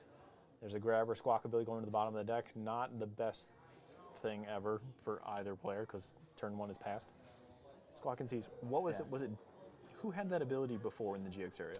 It was the Dedenne. Dedenne, GX, there it was. Yeah. But Dedenne was weak to fighting, and Squawkabilly was weak to electric. Yeah. But the Squawkabilly is way cooler. Despite only being able to use it on turn 1, the fact that you could start it, when you started the Dedenne, you were just sad, but you can start the Squawkabilly, You were just sad. but you can start the Squawkabilly and then just say, I'm going to use its ability. Ah, Yeah. right. So you can like nest ball for the Squawkabilly, where back in the day you could not nest ball for Dedenne because it had to come from hand to activate the ability. Did like Lumineon. when you started Dedenne inactive, was that the current version of Luminion attached pass? Not really, because usually you probably played another Dedenne because it was Okay. just so good that you just went, other Dedenne, discard my hand, draw 6. Pokemon memes, ladies and gentlemen, they are the best. I encourage you to join the Forge Discord for the finest Pokemon memes. You also get discounts here too if you become a Forge member, like 10 to 20% off sometimes. It's pretty sweet. Oh, they also do quizzes. Have you seen the quizzes? I have seen the quizzes. If you get the right Pokemon and they have you guess it, then they get a pack.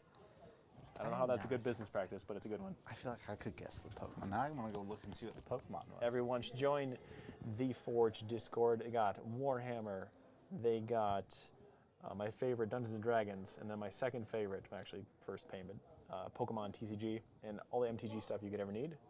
But to see the first attack from the Iron Thorns doing 140, it looks like to that Sandy Shocks. Going to see some energy going on to the Raging Bolt. And Iono, actually. Pardon me. They just showed the foot of a Pokemon. And How said, could you "What not Pokemon know? is this?" There's only 1,000. How hard could it be? How hard could it really be? Just guess I mean, Pikachu. You'll get it eventually. Professor Sada's Vitality going to attach energy to that Sandy Shocks and to that benched Raging Bolt. Can SJ draw into an energy off of this Professor Sada that he can manually attach to that Sandy Shocks to take a one-hit knockout on this, what's it called? Iron Thorns. Iron Thorns, which did win a city league of thousands of players in Japan in that brief window when they had not got the second set of their Twilight Masquerade. Yes. Well, I think it was 64 people. Oh, okay. That's still good. Sandy Shock's going to one-shot I've never won a that 64 first tournament. Okay, but you could if you wanted to. If I had showed up with that deck. Yeah, Yes. that's true. That's true. All right, Double Turbo going to reduce the damage a little bit to 120 from that Iron Thorns. Sandy Shocks actually attacked. Iron Thorns Shocks weak to attacked. fighting. Yeah, very sad. Another booster box just walked in for us to open, Tom. Oh, Rub those very hands together. nice. I can't wait to open it. All right. I don't know what's going on here right now. What is his board state? I think he's looking at his discard pile for some reason. Oh, wait. I'm just going to try to figure out what's happening. A little confused here. Sometimes the cards glare can make this a little bit more challenging. Judge Tom headed over here. Well, that was an Eerie from hand to try to find some item cards is what that was. The glare was preventing us from seeing the full art Eerie. All right, going to see energy attachment. With not enough energy on the Iron Thorns EX in the active, I think we're just going to see a pass over to SJ. SJ is one fighting energy away on the active from attacking. And I believe he has a Professor Sada in his hand. With fighting I could energy be in the wrong. discard pile. Yeah, That'll I could work. be wrong. He did have two earlier. He did have two earlier, and I don't remember him being disrupted in any meaningful way. Now, we were initially concerned that Iron Thorns was going to get blown out. Price trade is even right now, with SJ sort of struggling to get energy on his cards as the game goes by. Sandy Shock's going down. Not the worst thing that's ever happened. I'm confused as to what SJ's waiting for, to be honest with you. It's for the drama. Dramatic effect. Yeah, I was going to say, he's got to have that Sada still in hand, right? He does not. Oh, just a discard of the hand. And now he's got to have a Sada in hand, right? Maybe. Maybe they're all prized. He did have two. Has he played two? He must have gotten disrupted that we didn't see. There was actually an Iono. You're right. Okay. That's where the confusion is. Well, just two Sadas and the game's over. So we'll see what happens here. The Crushing Hammers Maybe could not, come into though. play. Heads discard energy from your opponent's There's Pokemon. a heads. That's a heads. Gonna get the lightning off of that Raging Bolt. Kiss that one goodbye. So now SJ will have to Sada an energy onto it and then manually attach an energy to it. Does have the energy retrievals, however, we did see one get discarded already. 140 damage 5-6 years ago would have been respectable. Now it's like basics have 240 or 260 health. And then you get stage ones like Palafin EX that have 300 health. And then, what is it, Blissey? No, is it Cleffa EX? It's 250, but if you put a special energy on it, it's 350. Wigglytuff. Wigglytuff EX.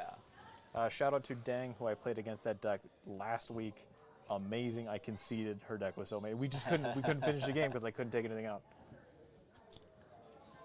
All right, Arvin for Crushing Hammer and tool card of some sort. Probably not Turbo Energize again, but if he can remove the fighting energy from the Raging Bolt on the bench, that's going to make it even tougher for SJ, because he's going to have to commit another one of those Sadas to just get another card powered up. Another heads. Bye. The question is, how much energy does he play, and how many Sadas are left to get it back into play? Yeah, and how much energy retrieval. He's got at least 3 Sadas left. It depends on the prize cards. The problem is with that double turbo energy, I guess he does have the future booster capsule on, so it is still doing 140. But if SJ finds a Bravery Charm, it's getting 3 shot. And there's the Sadas. Probably see fighting, lightning fighting. Draw 3. You can find an energy retrieval, or just an energy. You could one-shot this Iron Thorns. Does need to find a lightning though. Even an Earthen Vessel would do it if he's got one in deck. Superior energy retrieval will also do it. Wellspring Ogrepon, I suppose, or Cornerstone Ogrepon Yeah. does not have an ability, Yeah. so it's not immune to damage because of Correct. this. Yeah. The Shred attack is nice, but you don't need it. Yeah, but we are going to see this Iron Thorns get blown up for sure. Superior energy retrieval is discard. What?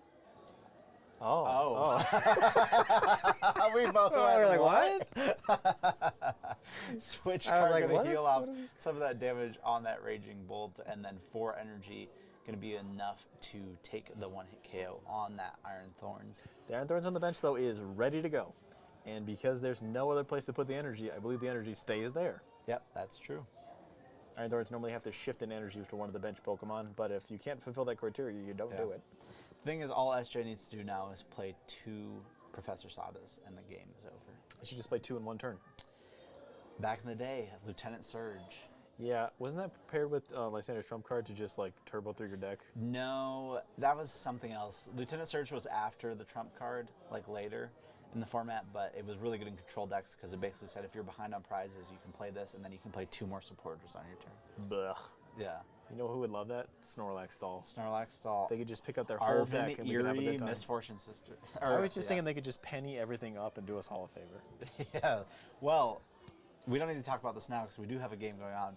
But I am excited about the But here we set go. coming out before Worlds because of one card in that set, I think Snorlax is dead. Which is the Petron EX, which just is a basic EX that has an ability that says switch your active Pokemon with one of your bench Pokemon. It's just a basic Gengar. That's very powerful. It's just a basic Gengar. It's a basic Gengar. The Pokemon Company trying to tech for Snorlax. They tried to do that with Mew. How'd that turn out? Not well. Finally, rotation killed it. All right. Got 140 damage on the Raging Bolt EX in the active. A Judge coming down. Another Judge in hand. Might actually help SJ a little bit because he can get the Superior Energy Retrieval. Oh, excuse me. Professor Sadas. Get a Lightning and a Fighting. Can he find those charms? Here, like you were saying, Tom, a Bravery Charm will put that thing at 300 health, which is going to leave it 20 short from being knocked out from 2 Iron Thorns attacks. Does have a Prime Catcher as well. Doesn't do much good because Switch Card will heal off the damage though, which will be really important. That means that they're not getting. Wait, is it enough damage healed off? 140. It'll be 10 110? short. No, yeah, it's 10 short. He needs to find the charms. He's Bye. gonna just discard that hand. There's a charm. I'd say you could see like a seasoned player when they just grab like 5 cards. They just reach out and they just grab 5 cards. Because if you grab one too many, it's a penalty, and they just go for it. All right, just gonna see a pass. 1 Sadas away from a game win right now. Actually, I'm stand corrected. This Raging Bolt DX is going down. I do think SJ, he discarded that hand with a Raging Bolt in it. I think he should have benched that 3rd Raging Bolt because it's just an extra energy in play off of Asada's. Indeed.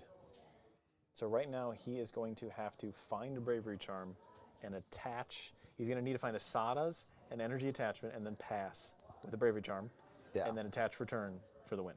Basically, yeah. If you can put it together, that'd be perfect. His deck should be pretty thin at this point. He's discarded his hand to draw 6 about 4 times in this game. So he should have some good cards left in that deck. I did see a Judge in hand. And if we see some Crushing Hammers come down, that could completely disrupt the gameplay for SJ. And here it is. That is a heads. All right, we need to check that dice. That, I don't know, man. Not really. It was actually mine. I loaned it to him. I It know. normally rolls only I know 4. you. That's why I'm saying we have to check the dice. All right, can see SJ promote his last Raging Bolt EX. Does have the switch card in hand I thought we saw before. He discarded his hand to draw. Oh, he did. He does have a Bravery, Bravery all right. Charm. He's got an Energy Attachment. He's got a Sada. He needs to find another Raging Bolt, which he doesn't have because he discarded it on the last turn. This is the moment in the game where if I'm SJ, I think, wow, I think I just cooked myself. It's okay to cook yourself sometimes. It's You okay learn. to cook yourself. I cooked myself earlier. You learn that you should play Lugia. Not with these Iron Thorns running around. Nah. man. I thought you said Iron Thorns was bad. It is pretty. We're about to watch it win, I believe. We are about to watch it win, but not through any merit of its own. I just can't get behind these So decks. that's actually a compliment to Thomas. Yeah. Because Yes. he brought the right deck to Exactly. the right matchup and Exactly. played it well. All I'm saying is that, like, a deck like Iron Thorns just ain't it. Like, if your whole deck is, man, I really hope you don't have it. Or I hope I only play Lugia the entire regional. Yeah, yeah, that exactly. makes sense. Man, I hope I don't play against anything that doesn't have to rely on abilities. Like Dialga, which is one of my top choices for NIC, absolutely wrecks Iron Thorns, which is very fun. Right. But what does it not wreck? Snorlax. Yeah. But that Snorlax is never more than 4%. Well, we learned from the Lugia player who got second place at LA, sometimes you will play only control. Yeah, that's true. Good job for Ben. Was his name Benjamin? I don't remember. He who was it doing a great job Yeah. playing against control, though. All right, well, we do see, I believe Thomas had a Lost Vacuum to get rid of that Bravery Charm. And that was it with And the that was attack just for it. 140. Yep. So well played by both players. Iron Thorns is a bad deck. You don't need to play it, but Thomas did very well with it tonight, so congratulations to him. What? You can interview him. No. We have some packs to open. Oh, we do have some packs to Yeah. open, actually. I appreciate everyone sticking around with us right now. We are going to be right back. Tom's going to set up opening up some packs for us, and we'll wrap up the night just talking about some cards as we finish up opening up this booster box. And a quick reminder, too, if you do come play with us here on The Forge, we do give you packs for playing on stream. We love giving these things out. So come join us, come win on stream, and yeah, we'll be right back. All right.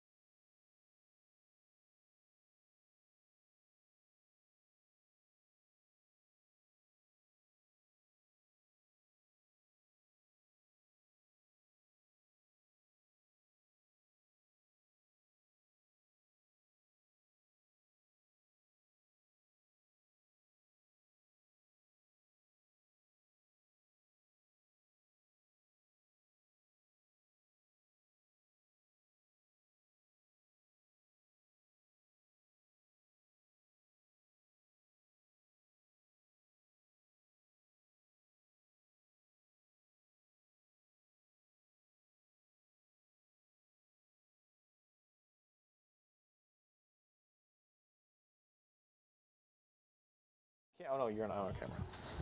All right, welcome back. We are going to start cracking some packs. Hell yeah, brother. Out of this booster box here of Twilight Masquerade. Brand new box, not the same box that John was opening earlier. So we'll have some brand new ace packs to pull out of here. And Whispering something to Tom, sorry. we'll see what we can get. No code cards on stream. No code cards on stream. Good call, good call, good call. Despite Alex asking for them, we cannot. All right, so we got that Vulpix. It's illegal. Froakie. I need to like rotate. We've myself seen here. like 9 EVs. That's true. Carmine, there you go. Always good to get a good trainer. Even if you pull nothing else, you go, well, at least we got a playable trainer. $5 later. And Hey, the Iron Thorns. All a right. feature on the. If this was my box, I would just rip it in half. But this is the stores. And not only that, you guys just saw this win our entire tournament tonight. So you need to come down to the Forge right now. Get your Iron Thorns before they go up to $10. You need them now. It's actually a good point. We were at LA this weekend, and I bought 4 Raging Bolts for $8. They were $2 each. And then like a day later, everyone's like, "I need Raging Bolts. I need Raging Bolts." I was like, "Oh, well, guess what?" I had also bought Raging Bolts like when they were like $2, and I was very happy that I bought them like a week early. That was very good. All right, let's see what we got going on here, Tom. Got a Grookey if you want to get your Boom Boom Groove on with the new Festival lead deck. The Boomerang Energy. Rhyford, I don't even know what that card does. Oh, Palafin. 0 to hero, baby. Do the 0 to hero. Very cool. And a Sinistcha. So this box that we've been kind of doing so far has been a little light. We've had some hits, but hopefully we can get something good here on stream going. All right, we got a Spinarak. Apom. Apom, one of my favorite Johto Pokemon. All right. Bug catching set, great yep. trainer. Ambipom. Reverse Hollow Tatsugiri. Ninetales. And a Teal Mask Ogerpon. For Clean it all up, of you dude. Raging Bolt enjoyers out there, we do have now a Teal Mask Ogerpon. If you still need that for that deck, come and get it before NAIC so you can play your Raging Bolt to NAIC. Didn't we just learn that deck was bad though? I didn't say that. All right, Tom. Use that into finger the string. next, into the next pack here. Hide that code card. I just showed the whole thing. We got a lot of Zaid though. That's a very good trainer card from this Hold on. set. I'm hand selecting some of these decks that we have a good feeling are very, very, very good. Okay, let me Don't show the pull- code card. Don't show the code card. Yeah, don't show the code card. Okay. Ah, all right. Do I'm the ready. fan thing off screen so we can see before they do. Don't, just kidding. All right, we got a Darumaka, another Apom, Poliwag, Helioptile, Slurpuff with the Slurp attack. Perfect. Flip 2 coins. This attack does 90 damage for each heads. If both of them are tails, your opponent's active Pokemon is now confused. So I tell you, that's got to Confused be a is good. coming back. The confused is coming back. Brute Bonnet Reverse Hollow, Varoom, and Oh, we got something. There we full go, art Luxray EX. Very nice. If you're looking to use that Piercing Gaze attack to control your opponent's hand, this Luxray EX, very strong new EX card. I'm telling you, man, these control hand decks are coming back with that Arbok EX. Someone's going to cook up something special.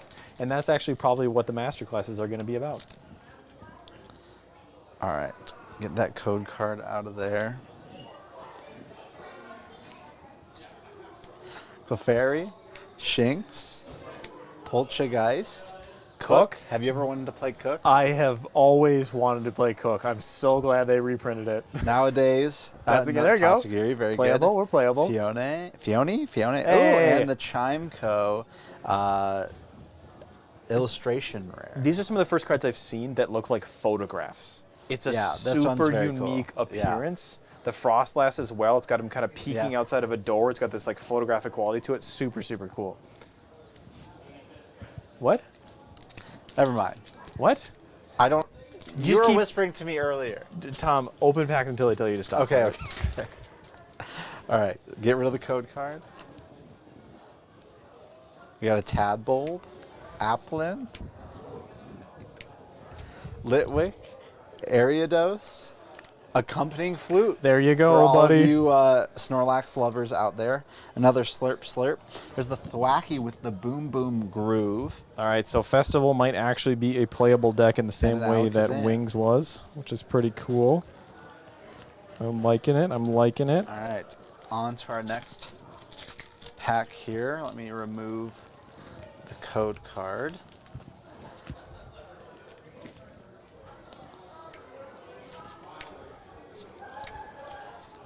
Enhanced Hammer. Perfect. Very good. We saw that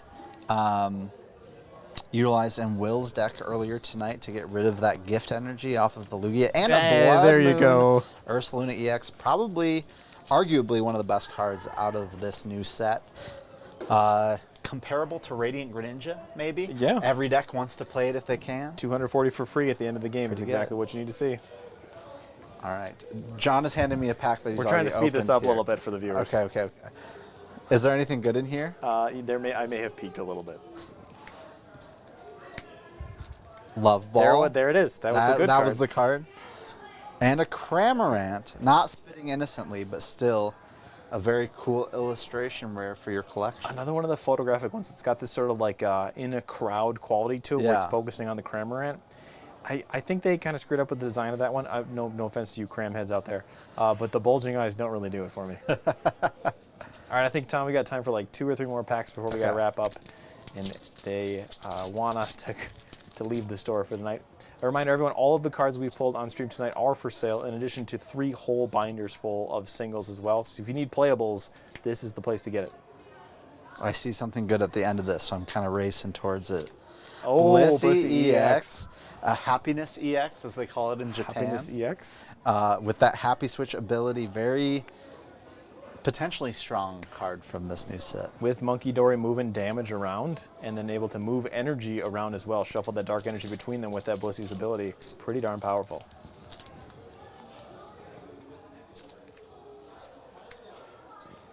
Oh, missed a Farfetch there. We got the bug catching set, Ambipom, and the Poltergeist illustration. I rare. haven't seen that before. Very cool. Do you want to take a look at it? Yeah, well, show the camera too. Storehouse Hideaway. Very cool ability. Cool. I think the Poltergeist though, like the actual lore behind it, is it like kills people. Okay. So like I'm gonna just read the Poltergeist looks like a regional form of Sinistee, but it was recently discovered that the 2 Pokemon are oh, okay, that's not cool. The official story about Poltergeist is if you like find it, it sprinkles its matcha powder on you and then you die. Oh, I thought that was Sinistea. Maybe it is. I don't know. You expect me to know anything about Pokemon? Tom, All right, do you want me to open these really fast? let's just do it. Okay, we gotta find the A-Specs out of this booster box before we go here. Unfortunately, when We're they gonna give us speed the through cards, we these. have the absolute frenzy that we need. Diplin, but nothing in there. Try this one. Did this have something good? It did. Blood Moon Ursaluna EX. If Very you need nice. playables, we got Very them. nice. If you need your Blood Moon Ursaluna EXs before you go to NAIC, we have plenty of them here down at the Forge, as well as many other A-Specs and everything new from this new set. All right, let's got time for 3 more on-stream packs for the viewers here tonight. See if we can find something good for you. We do occasionally just sit back here cracking packs for singles between the stream. It's nice to be able to do that on stream for you guys. Another Happiness EX. Another Dracloak. The Cloak's very good. All right, so this will be the second to last. Oh. Oh, hello, SIR gorgeous. Hearthflame Mask Ogre Pawn EX. Very cool. If you're looking to get your Hearthflame on, That might going not. down to get this SIR. That one might leave with me. That one? I'll leave it for the viewers Okay, to okay. buy. John handing me a pack. Got the Pinsir illustration rare. Very cool. Very cool. Also very photorealistic. Indeed, I like that. It looks like he's drawn. And then finally, I think we got a good one for you. Did we finally get an A-Spec? No, better. Is it better?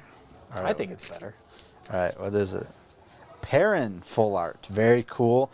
Perrin, sort of, I'm not going to say.